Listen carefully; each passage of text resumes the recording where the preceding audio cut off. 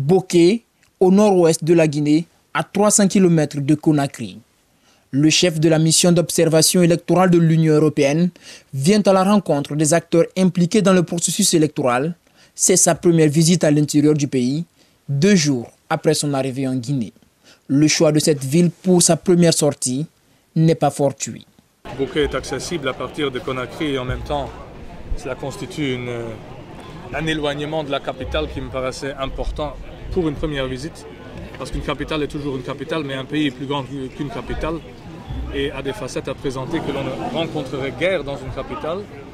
D'un autre côté, Boké est le chef-lieu de la région dans laquelle, hélas, a eu lieu le premier incident violent préélectoral, par rapport auquel nous voulions nous entretenir avec les autorités pour voir plus clair dans ce qui s'est passé.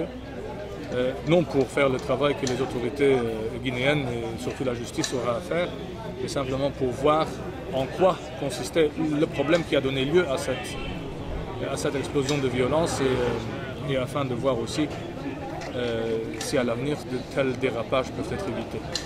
Durant la journée, Frank Engel va multiplier les rencontres et profiter de l'occasion pour rappeler le but de la mission d'observation électorale de l'Union européenne.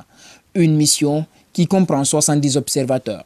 Successivement, il s'entretient avec les membres de la commission préfectorale indépendante CEPI, les autorités administratives et la société civile. Nous sommes là à l'invitation des autorités guinéennes. Nous ne nous invitons jamais nous-mêmes, nous avons été invités par la République de Guinée et nous voulons faire un travail sérieux au service des Guinéens et du processus démocratique guinéen en voie de consolidation. Le désignement par voie démocratique du chef d'État est un processus important pour l'avenir de la Guinée en tant qu'État de droit et en tant que pays qui peut prétendre au développement et à la continuité du développement. Sans consolidation des institutions républicaines, ce qui passe par des élections démocratiques et libres, il n'y aura pas le développement auquel aspirent les Guinéens.